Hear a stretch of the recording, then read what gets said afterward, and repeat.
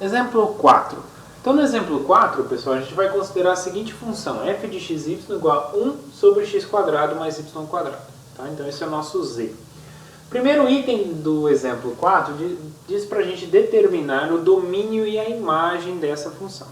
Então, primeiro, o domínio. Para saber o domínio, o que é a pergunta que a gente tem que fazer? É qual é o problema da função. Aqui nesse caso, a função tem problema por ser uma fração. Então, por ser uma fração, o cara de baixo não pode ser zero. Então, eu tenho que x² mais y² tem que ser diferente de zero. Né? E quando então que isso é zero? Quando que é zero?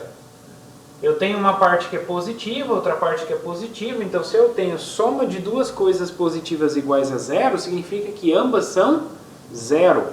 Tá? Então, eu tenho aqui que o x tem que ser diferente de zero, ou o y tem que ser diferente de zero. Né? Porque essa igualdade funciona quando x e y são zero. Então, um dos dois tem que ser diferente de zero. Se um dos dois ser diferente de zero, já soluciona. Tá bom? Então, essa que é a condição que a gente está pedindo aí. Tá? Então, o domínio da minha função, é o conjunto dos pontos x, y do plano,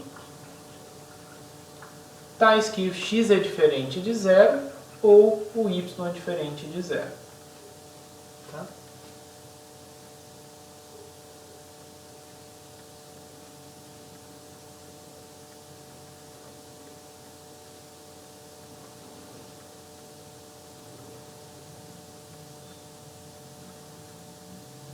Muito bem. Bom, então aqui esse é o domínio, né? X diferente de zero ou y diferente de zero. Então não pode, quando que não pode? O x e o y não pode ser os dois ao mesmo tempo igual a zero. Então o único ponto que eu estou tirando aqui é o 0, 0, concorda? Então aqui eu tenho o R2 menos o 0, 0. Porque se o x for diferente de zero, beleza. Se o y for diferente de zero, beleza. Então o único problema é quando o x e y são zero. Ou seja, só o 0, 0 que é problema. Tá? Então tirando ele, a gente achou então o domínio. E a imagem? Né? Quem é a imagem? A imagem de f é o conjunto dos números reais, tais que z é f de x, de xy. Mas f de xy é 1 sobre x² mais y². Certo? Bom, primeira coisa que a gente observa. A gente observa que x² mais y² é maior ou igual a zero. Então, 1 sobre x² mais y² também é maior ou igual a zero. Então, o que a gente já sabe é que os números negativos nunca estão na imagem. Tá? Nunca vão ser atingidos pela função f. Tá?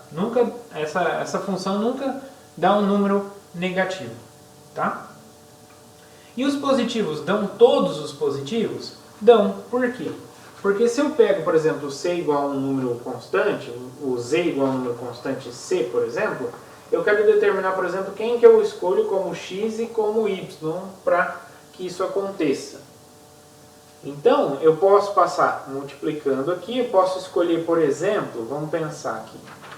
Vamos pensar como que eu posso escolher um elemento para que isso aconteça. Por exemplo, eu poderia pegar x igual a 0, por exemplo, e o y igual a... É claro que c tem que ser um número positivo, né?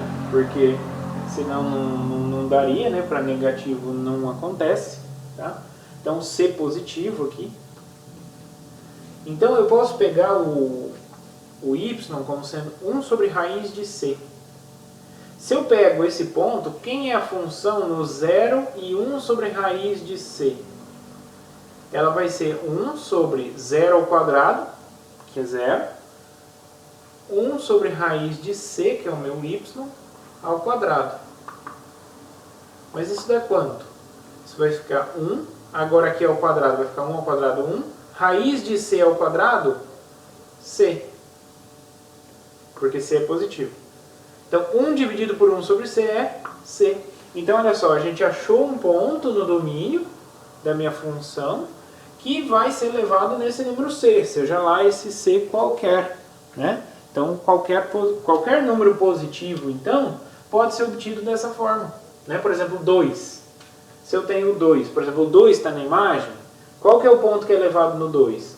O 0, 1 sobre raiz de 2, por exemplo, é um ponto que vai ser levado no 2, tá? E assim por diante. Tá? Então, todo número positivo está na imagem. Então, a imagem é todo mundo que é positivo. Ou seja, são todos os números reais, não negativos e não nulos. Né? Por quê? O 0 não está também na imagem. Né? Por quê? Para isso aqui ser 0, não tem como isso aqui ser 0, porque isso só seria 0 se o numerador fosse 0. Mas o numerador é 1. Então o 0 também não está na imagem. Então é todo mundo que é positivo, né, maior que 0. Todo mundo que é maior que 0. Tá?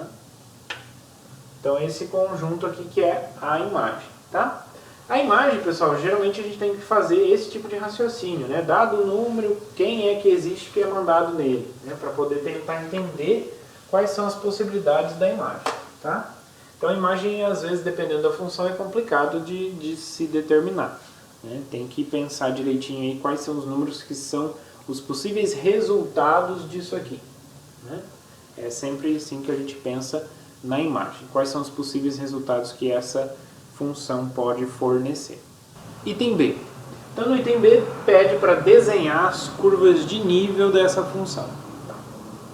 Então, pessoal, no item anterior a gente viu que a imagem dessa função é o conjunto dos números positivos não nulos, né? Não negativos não nulos, né? Ou seja, todo mundo que é maior que 0, estritamente maior que 0. Então a gente então a gente tem que pegar níveis positivos, né?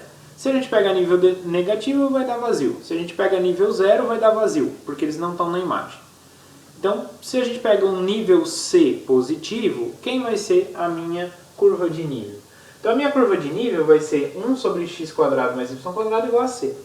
Pego x² mais y² e passo multiplicando, tá? Então, eu tenho essa equação. O C é um número, passo dividindo, tá? Então, eu vou ter a equação x² mais y² igual a 1 sobre C, que eu posso escrever como 1 sobre raiz de C ao quadrado, sem problema, tá?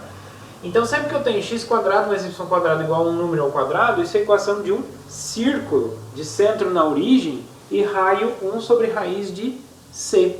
Tá? Então, é exatamente o que eu estou falando aqui. Então, são circunferências concêntricas, né, de mesmo centro, de centro na origem e raio 1 sobre raiz de C. Aí, o que a gente observa é o seguinte, ó. Se eu faço C ir para infinito, ou seja, quanto maior é a altura que a gente corta, né, quanto maior é o nível que a gente está, o raio ele vai indo para 0. Então, ele vai indo para 0. Então, ó, aqui eu desenhei as curvas de nível, né, que são curvas concêntricas. À medida que o nível vai indo para infinito, a curva vai diminuindo. O círculo vai diminuindo, porque o raio vai indo para 0. Ok? E quando eu faço o nível ir para 0, ou seja, o mais baixo ali possível, próximo do 0, o raio vai para infinito. Então quer dizer que para nível 0 o raio é infinito. Né? Então olha como que vai ser esse gráfico. Tá? Então agora o item C vai pedir o gráfico dessa função. Tá? Então, à medida que o C vai para infinito, à medida que o nível cresce, a gente diminui a circunferência. E à medida que o nível desce, a gente aumenta a circunferência. Tá? Então, vocês já conseguem ter uma ideia aí de como vai ser esse gráfico. Tá? Então, agora para o item C, a gente precisa, então, para o gráfico, descobrir a estrutura, né? Que é x igual a 0, y igual a 0. E aí, então, poder, a partir das estruturas, levantar as curvas de nível. Então, no item C, pede para esboçar o gráfico da função. Então, a gente já tem as curvas de nível. Se eu faço x igual a 0 aqui, o que eu vou obter? 1 sobre y². Né? E se eu faço y igual a 0, eu vou ter 1 sobre x ao quadrado. Tá? Então, ambas são o quê? Hipérboles, né? Mas a gente está interessado aí com x são hipérboles, tá? Então tanto x e y positivos, tá?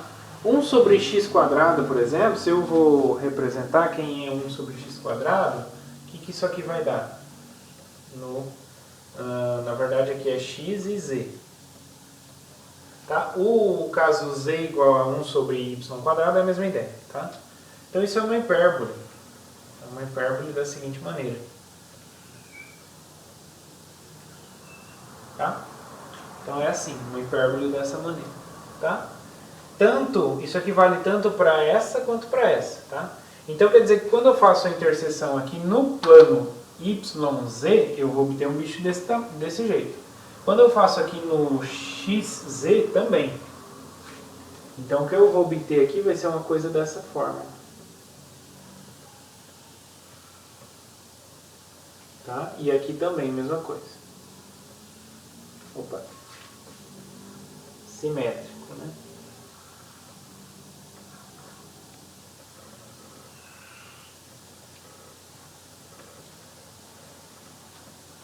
Okay? E a mesma coisa aqui. Então aqui eu tenho também uma outra aqui no eixo, no plano YZ.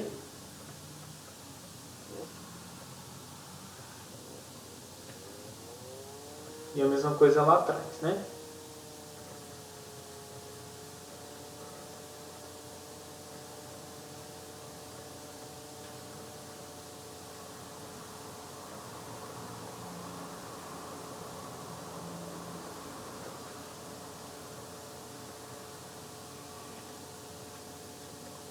Certo? Então essas daqui são os cortes, né? Então quando eu faço o corte aqui no plano... Acabou apagando um pedacinho.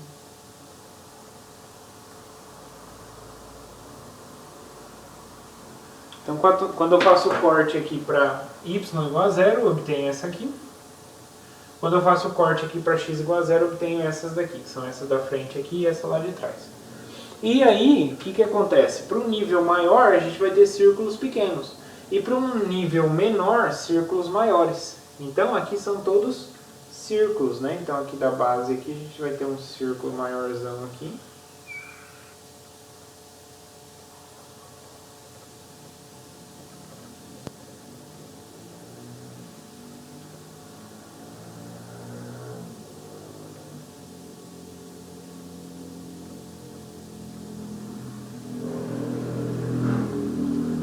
Mais inclinado aqui assim. Isso.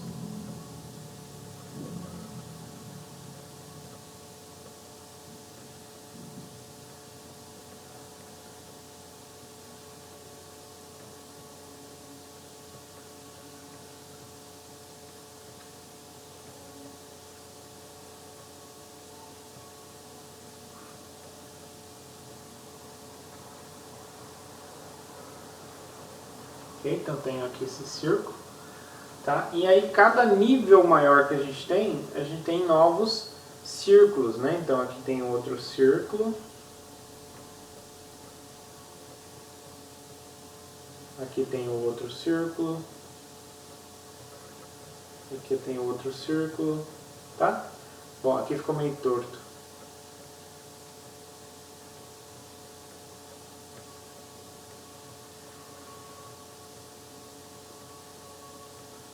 Tá? Então, à medida que eu vou aumentando aqui o nível, eu vou tendo novos círculos, né? Cada vez de raio menores. Tá? Então, esse aqui é o gráfico da minha função. Certo, pessoal? Então, é assim que a gente monta o gráfico, né? A partir das curvas de nível e das estruturas. Né? Então, aqui ela me deu as estruturas e aí eu fui levantando as curvas de nível, que a gente sabia que eram círculos concêntricos, tá?